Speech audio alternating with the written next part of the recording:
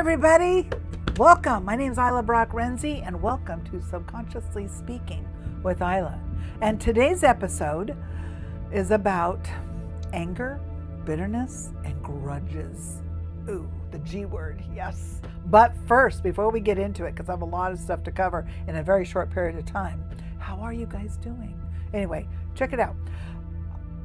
Okay, this is kind of a funny little joke. All right, my butt first. I did tell myself I'm letting go of grudges, but apparently my subconscious mind puts them in a filing cabinet labeled evidence. So, got to learn to let go of the grudges. But how do you do that? Well, we'll go over that a little bit. So, now let's just get into this right away, okay, guys? Have you ever noticed how easy it is to justify anger, your anger? And it is. I mean, now, I got to tell you a little side note. I prefer anger over sadness any day. Sadness is just something, it's just, I've had too much sadness. I don't like sadness. And I decided that anger, not that I like anger, but if I had to pick one of the two, I'll stay in anger. But I don't stay in anger. I don't know how to do that. Okay, but we're talking about that easy to justify your anger, but not the explosive kind of anger. It's that quiet kind of anger, the simmering, I'm fine kind of anger. I'm fine. You ever heard anyone say that? I'm fine. They got the little, nose up there. Let's talk about anger, bitterness, and grudges here. The emotions that we feel the powerful, they're very powerful in the moment of your corrosive behavior, and it does get worse and worse over time. Brene Brown said something that was kind of profound, which prompted me to get this thing I'll show you. She said we can feel all the time, at any given time, pretty much anger, sad, and happy. We can identify those three emotions all the time, even when we're in it. But it's really hard to identify other emotions. So in walks what's called the happiness wheel. It's got all these little, you can just go around. There's like, this one here has 7 core emotions and then expands out. So like under happy, we've got playful, content, interested. So under playful, there's cheeky or aroused. Under proud, which is, they've put it under happy, confident, successful. Under anger, let's go to anger. We were just talking about that. So anger's the core for frustration, humiliation, bitterness, mad, hostility, infuriated, annoyed, and there's like a whole bunch of them. So highly recommend get yourself a happiness or an emotion wheel, and if you want, let me know. I have it on. I'd be happy to email it to you. Just contact me and I'll send you one for free. Just let me know. So let's go back to anger, bitterness, and grudges. Now, identifying your anger, bitterness, and if you're in a grudge. Okay, so here's a question. When you think about a specific person, for example, does your body tighten before your mind even forms a sentence? That's like, maybe that's a person you don't like, don't care for. I cannot think of any person in my life that gives me that, there's some that give me that, ew, but never that anger thing. Here's another one for you to test your, wherever you're at. Do you rehearse conversations in your head where you finally say what you should have said? Oh, that's a given. As a matter of fact, it's a question I ask most of my clients. Do you tend to dwell on what you could or should have said after an argument? Do you replay an event from 5 years ago or many years ago as if it just happened today? Hello. I mean, test yourself. You only know where you're standing on this. Do you have a list, even a mental list of people who did you wrong? Yeah, gotta tear up the list, people. Do you feel subtle sense of satisfaction imagining them fail? That's just mean, okay? Even the ones that are mean. Now let's go a little deeper. When something good happens in your life, does your mind immediately bring up who isn't there to see it? I wish they could see me now. Or who doesn't deserve to see it? You ever have that? Think about a celebrity. They're just everyday people, right? Their lives, when they start out, let's say they had no celebrity growing up, and Jim Carrey comes to mind. He's pretty famous. but he started with absolutely nothing and he made something. But he didn't think of it's like, did he deserve what he worked hard to get what he's got? Anyway, if you hear their name in a room, does your heart rate shift like in a negative way? Someone tells you, you need to let that go. Oh, does that irritate you? Boy, do I have a story on that one. I'm going to highlight that note so that, if I get time, I might bring it up. Do you believe your anger is protecting you? Now pause. This is not just about judging yourself. This is about awareness, where you're at. Anger itself isn't the villain. It's information. Anger says it's something that matters to you. Something crossed a line, something hurt, something stepped over your boundary. Bitterness is different. Bitterness is anger that never found resolution. A grudge is a story you keep feeding over and over again. Now here's the question. If holding on to this anger was truly serving you, what measurable benefit has it created in your life? I'm going to repeat that.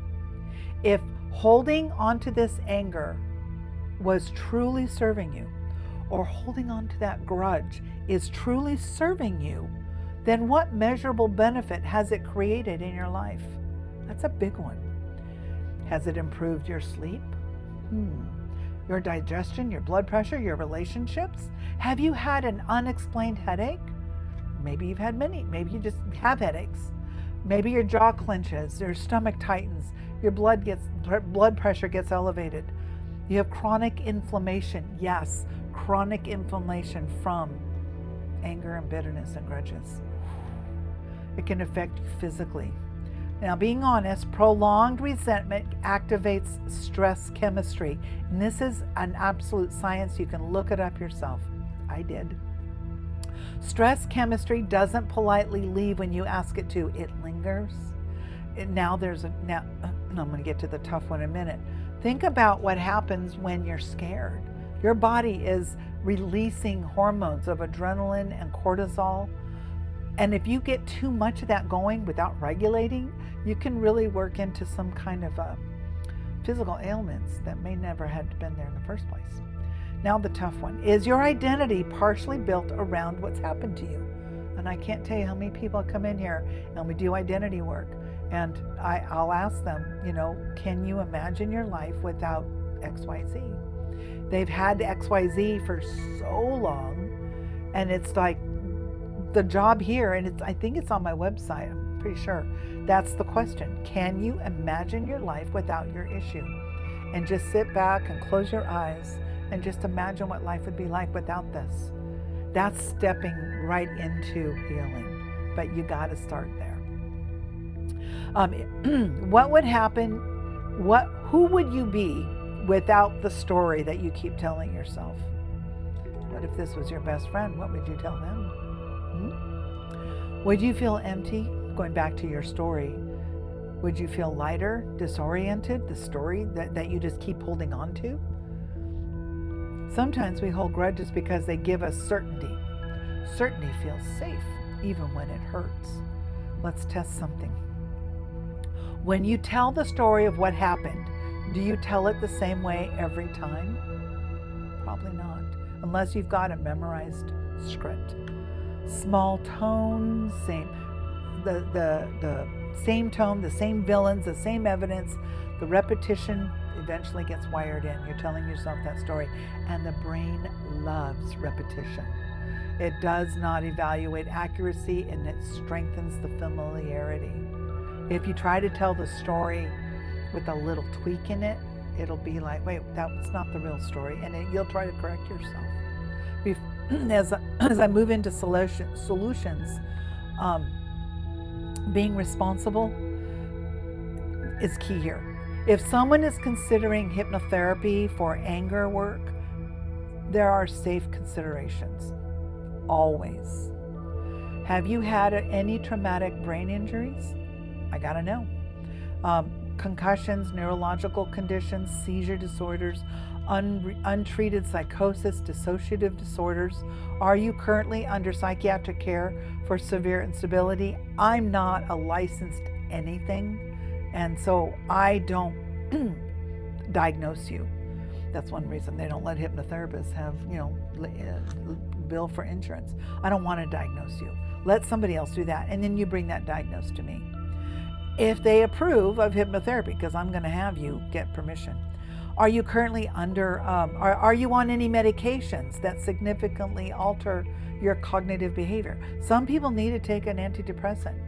I am not against that, or their anti-anxiety medicines or whatever. That's fine if you're getting help. They should be a temporary fix. Now, some people need to be on a low dose, and it's for a very long time or a lifetime, and that's what helps them. And I am never here to ask you to get off of your SSIDs. Is that what they're called, SSIDs? Safety first, always safety first. So hypnotherapy is a powerful tool. It requires proper assessment. A trained professional screens for these things, and I'm looking for what's going on. If you're unsure, you got to consult your physician. If I'm unsure, I'm going to ask you to consult a physician first before we continue, or whatever it is that we're working on, especially if we're going into this altered state work or a heightened state of awareness. Talking about action steps that require zero hypnosis. Okay, how do we help ourselves if you're not going to go see a hypnotherapist?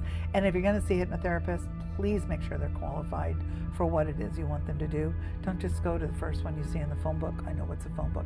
You know, when you Google. My phone book back in the day was my Google. My Google was the phone book. Okay, audit the payoff. Okay, what to do? What do you get from holding on to this resentment, the anger, the bitterness, the grudge? What do you get? Write it down. What do I get from that? Does it make you feel morally superior? Does it help you avoid vulnerability? Does it prevent you from risking trust again? Write this down and just be brutally honest, because you have no one else reading the answers. You know the response to those questions. Even though you're afraid to admit it, put it down. Don't be afraid of, nothing's going to happen. Nothing bad's going to happen if you just say it like it is. Honest with yourself. Gut level honesty. Step 2, separate the event from the identity. And so instead of saying, they ruined my life, try something like, an event occurred that hurt me deeply. Ooh, it's a whole different picture now. And with some of the modalities that I use, I'm going to help, collapse that. Language matters. So what your words are powerful. I have a friend here in my studio today that she's always talking to me about how powerful words are, and it's true. Your words are incredibly powerful, how you use them. Identity statements cement pain. Now here's the step 3, asking questions. What boundary did I fail to enforce? Or what boundary do I need now? I'm going to highlight that because I have another story about that one too.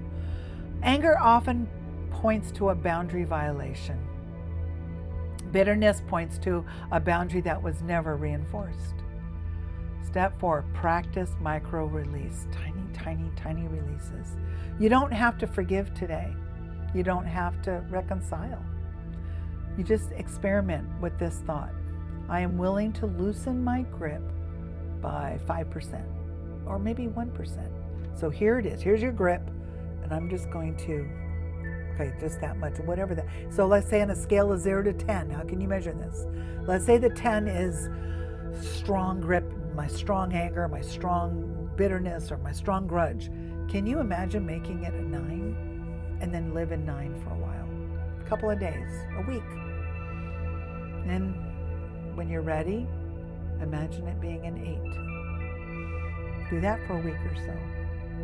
And then imagine it being a 7 and do that for a week. And you're imagining that's what you live in, that 7 or that 8, whatever. You just keep imagining it. Eventually it does dissipate and you start to feel better. You start to sleep better. Your health starts to improve. And there's a whole technique on that too. I'll be happy to share that. Just call me. I'll give it to you for free. Just give me a call on the phone. Next step, redirect the rehearsal time. So every time you catch yourself replaying the injury, ask yourself, What outcome would I rather rehearse? Ooh. So now you're putting new frequency out there. The brain builds what it practices, and it's only as good as the information we give it. So here's where hypnotherapy amplifies the process. When someone is stuck in anger, they are usually stuck in a state-dependent memory loop. A state-dependent memory loop. Everything we do is, we're all in state. I'm in state, cognitive state right now. The emotional charge keeps the memory vivid. In a hypnotic state or trance-like state, we can lower the emotional intensity while preserving the lesson. We can reframe the meaning without invalidating the experience. We can install new identity statements, not force positivity, but empowerment interpretation. God helps a lot in this area too. Okay, I'm putting God in there, just so you know. Instead of, this broke me, it becomes, this refined me. It's called feedback. You rehearsed something for something, now rehearse something new. It's feedback. You learned something. How do you think a guitar player, the best ones out there, right? And they're playing their guitar and they make a mistake learning the chords, the very first beginning. Oh, that was supposed to be a C, and it was a D, and they're right next to each other, right? And you're trying to play this, and you're strumming, you're picking on the strings. What did you do? What did you do to make that, oh, it should have been a C and it was a D? What do you do? And you keep doing that same thing over and over again. You got to figure out what you're doing in your mind to not let that happen again. So you're going to have to, when you're trying to create repetition in the right way.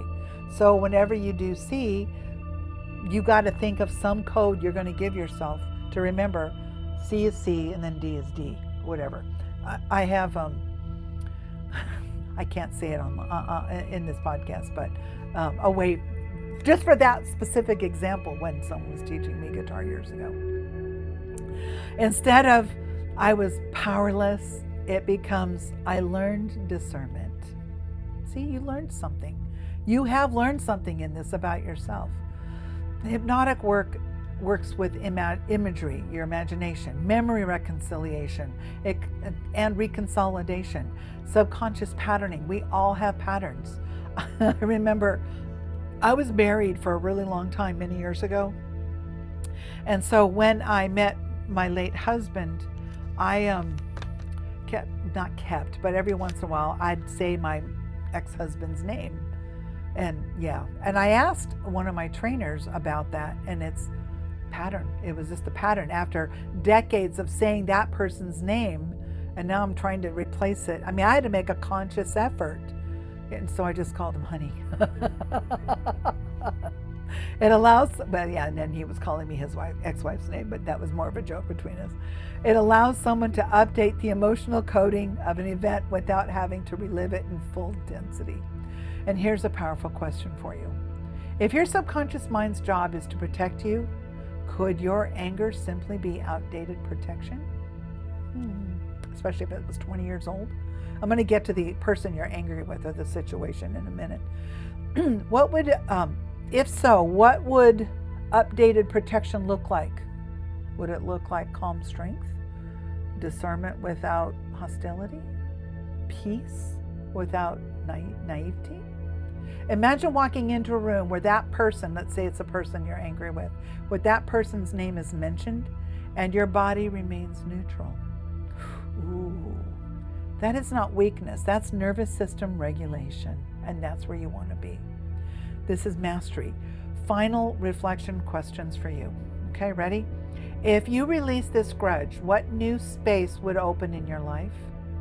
Maybe you have a problem with relationships, and the grudges in your past are keeping you from future relationships because you just don't let it go. And maybe you don't know how. Talk to somebody. There are thousands of therapists out there. It doesn't have to be any kind of therapy. My recommendation, especially if you're like a Christian or a godly, you have a relationship with God or Christ or whatever, go talk to a pastor. They have counseling training for that very thing to help you with letting that go. Releasing the grudge, that opens a new space for your life, especially if there's a relationship problem and you can't seem to hold on to a relationship. What creativity might return that you used to have that you don't have anymore? What relationship might improve if you're in one that isn't improved? What physical symptom might soften? And all of a sudden your gut, that pit's gone. What a great thing to happen. Who benefits most from you staying angry? And who benefits if you evolve beyond it? All of these are you. You do not have to rush forgiveness. You do not have to deny the pain. You were hurt. You simply decide whether carrying it, continuing to carry it, is in alignment with who you are becoming. And if you want structured support, whether through cognitive strategies or subconscious reframing or even guided hypnotherapy, that is available. Anger is a signal. Bitterness is a choice. And growth is an option to help you. And the version of you with chronic resentment, that version is lighter, clearer, and far more powerful than you've ever been allowing yourself to imagine. I'm going to let you sit with that, but I want to bring back this other thought. Now think about, let's say you're angry or bitter or holding a grudge with a person, and let's say it's been going on for years. And maybe you haven't seen that person for years, so what's their life like? Are they losing any sleep? Maybe they don't even know that they hurt you. Have you ever talked to them about it? And if you have, and you guys parted ways unhappily, you know what? That's on them. Remember, everybody has a right to not like you or to not like me. I have a right to like or not like somebody. That's my right. And you have the same one. And I'm sure many of you have heard this statement, it's none of my business what anybody thinks about me. If I know I'm doing right, I'm going to show in my actions I'm doing right. I want to keep a clear conscience. I don't know what's going on with somebody else. And if I've hurt them and they've never told me, I may not know until I'm told.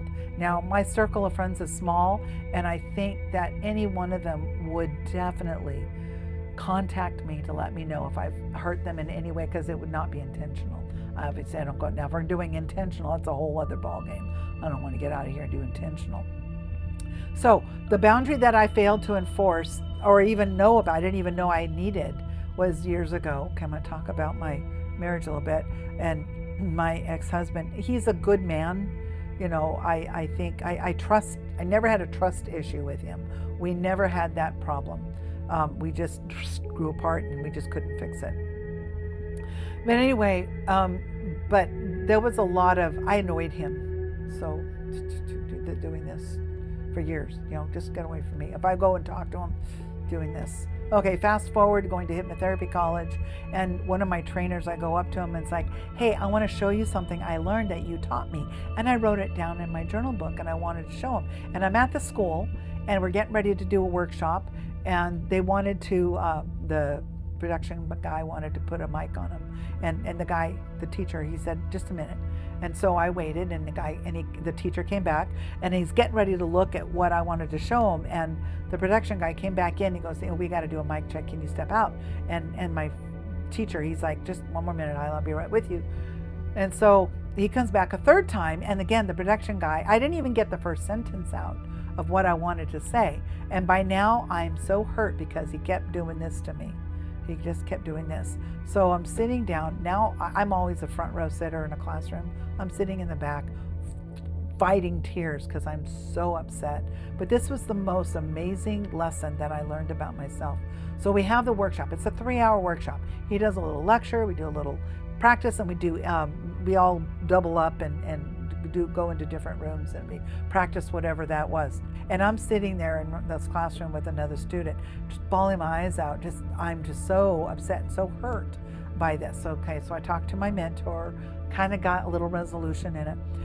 Months later, I'm taking a class from this instructor, and I remember during a break, it's like a 2-day class, and each day was like 7 or 8 or 9 hours or something like that. And during the break, we're in the student lounge, and I said, man, I remember being so angry with you a few months ago. He goes, about what? It's like, oh, I can't tell you here. I'll tell you some other time. And I was going to go off and talk to other people. And he goes, no, you got to tell me now. So he stepped into the hallway. It's okay. I keep looking at everybody because there's people here, my little makeshift studio. I'm making them laugh. Or they're relating really well to this. So we step outside the hallway, and I explained what had happened in that workshop. And I started to cry. And he looks at me and goes, "It's apparent you're not over this, are you?" So we did a little demonstration because the class that we're doing just happened to be right about this. So anyway, it was a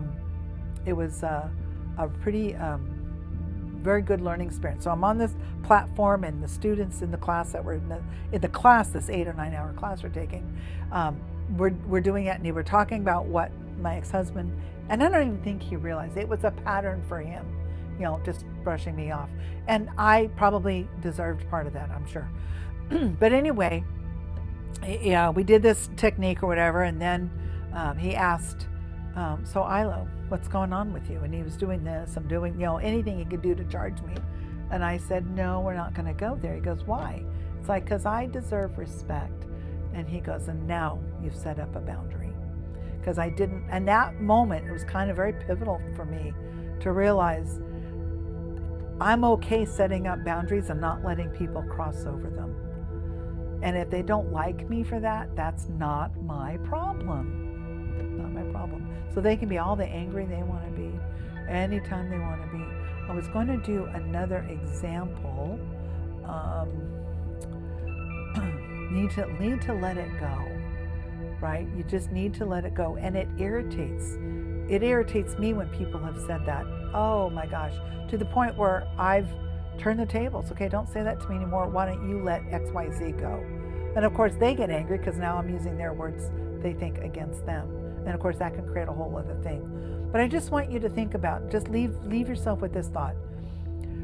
What about the person or the situation that was created, that you were involved in, that created this bitter or angerness or this grudge? Whoever else was involved, are they experiencing what you're experiencing? Are you holding on to this energy thinking it's punishing them? I promise they're not losing an ounce of sleep over it. They don't care. They may not even remember. They don't know. It's only hurting you. Only you. So if you need help, you just want to talk about it, call me. We'll do a consult over the phone and just see where it goes. Or you can come in, we can do a consult in person, do a little demonstration with you if you want. Anyway, I'm going to let you sit with that. If you have any questions, you know how to reach me. Subconsciously speaking, I'm Ilah Brock Renzi, and I can be reached. Just go to calmbeginshere.com and you'll hit my website. It's much easier to remember than Central Valley Hypnotherapy. Calmbeginshere.com. And that's a really easy way to remember to get to my website. My phone number, it should be right here on a banner. I don't know if it's up here or down here, but it's here. My editor, he puts it here somewhere. I see it after, and then I always forget. Anyway, take care, everybody. Until next time, be good.